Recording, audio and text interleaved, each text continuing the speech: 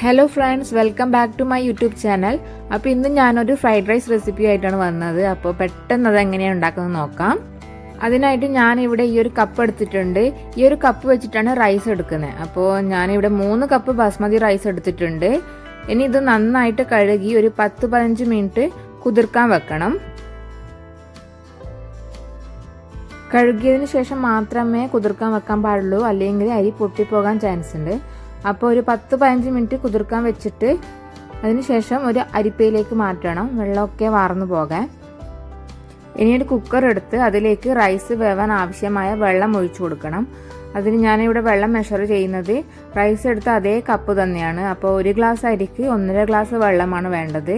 ഞാനിവിടെ 3 ഗ്ലാസ് അരി എടുത്തത് കൊണ്ട് 4.5 ഗ്ലാസ് വെള്ളം വേണം.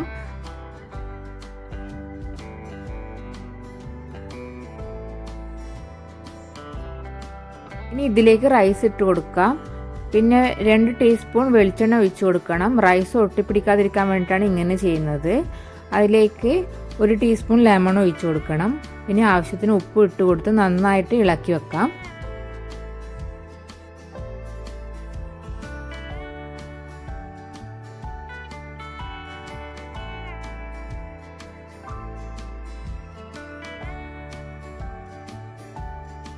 ഒരു വിസിൽ വന്നാൽ ഓഫാക്കി കുക്കർ സ്റ്റൗവിൽ നിന്ന് മാറ്റി വെക്കണം, ഇല്ലെങ്കിൽ ചൂടിൽ നിന്ന് പിന്നെയും വെന്തു പോകും.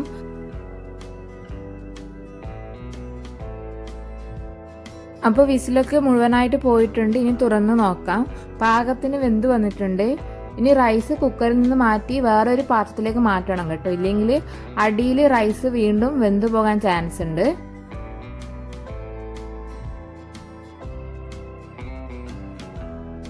ഇനി ചിക്കൻ ഫ്രൈ ചെയ്യാനുള്ളത് നോക്കാം. അതിനായിട്ട് കുറച്ച് ബോൺലെസ് ചിക്കൻ എടുത്തിട്ടുണ്ട്. അതിലേക്ക് 1/4 ടീസ്പൂൺ മഞ്ഞൾപ്പൊടി, 1/2 ടീസ്പൂൺ മുളക് പൊടി, 1/4 ടീസ്പൂൺ കുരുമുളക് പൊടി, ആവശ്യത്തിന് ഉപ്പ് ഇട്ട് നന്നായിട്ട് മിക്സ് ചെയ്ത് വെക്കാം.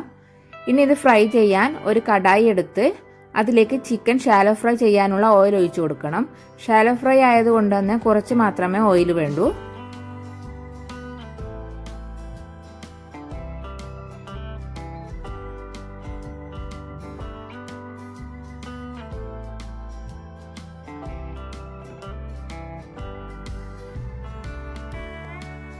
അപ്പോൾ ചിക്കനൊക്കെ ഫ്രൈ ചെയ്ത് വന്നിട്ടുണ്ട്.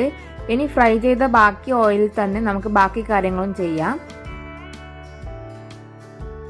ഓയിലിലേക്ക് ചെറുതായിട്ട് അരിഞ്ഞ വെളുത്തുള്ളി ഇട്ട് കൊടുക്കാം.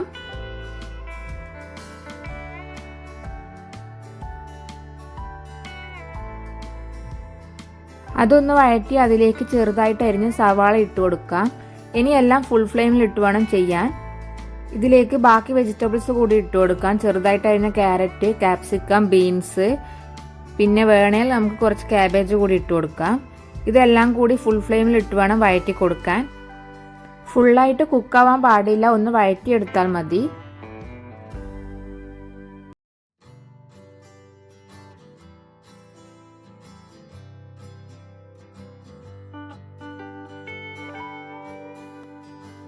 ഇനി ഇതിലേക്ക് 2 മുട്ട പൊട്ടിച്ചൊഴിച്ചു കൊടുക്കാം. അതിലേക്ക് ആവശ്യത്തിനുള്ള ഉപ്പും കുരുമുളക് പൊടിയും ഇട്ട് മിക്സ് ചെയ്യാം.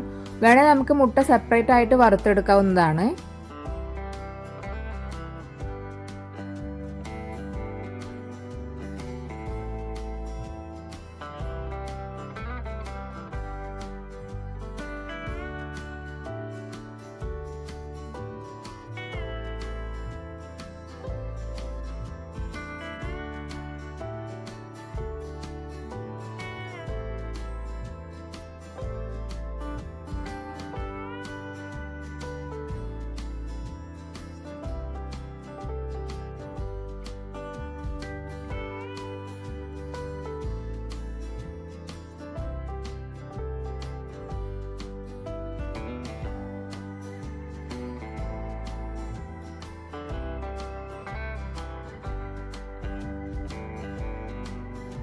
മുട്ടയും വെജിറ്റബിൾസും ഒക്കെ മിക്സായി വന്നിട്ടുണ്ട്. ഇനി ഇതിലേക്ക് നമുക്ക് ഫ്രൈ ചെയ്ത് വെച്ച ചിക്കൻ കൂടി ചേർത്ത് കൊടുക്കാം.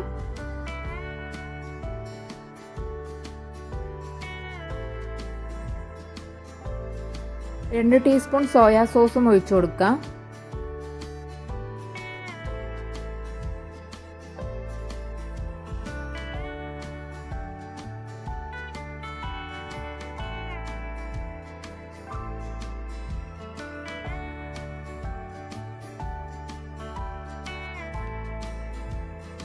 ഇനി ഇതിലേക്ക് റൈസ് ചേർത്ത് കൊടുക്കണം.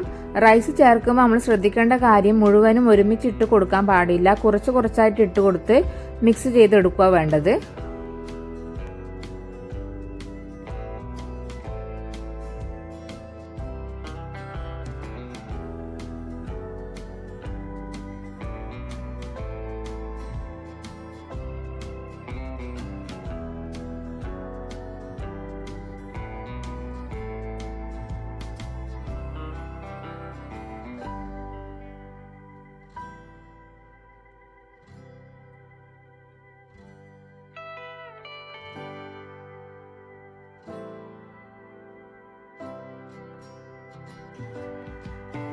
ഇനി ഇതിലേക്ക് അവസാനമായിട്ട് കുറച്ച് സ്പ്രിംഗ് ഓണിയൻ കൂടി ഇട്ട് കൊടുക്കാം. അപ്പോൾ നമ്മുടെ അടിപൊളി ഫ്രൈഡ് റൈസ് ഇവിടെ റെഡി ആയിട്ടുണ്ട്. എല്ലാവരും ഒന്ന് ഉണ്ടാക്കി നോക്കണം. അപ്പോൾ മറ്റൊരു വീഡിയോയുമായിട്ട് വീണ്ടും കാണാം. ബൈ.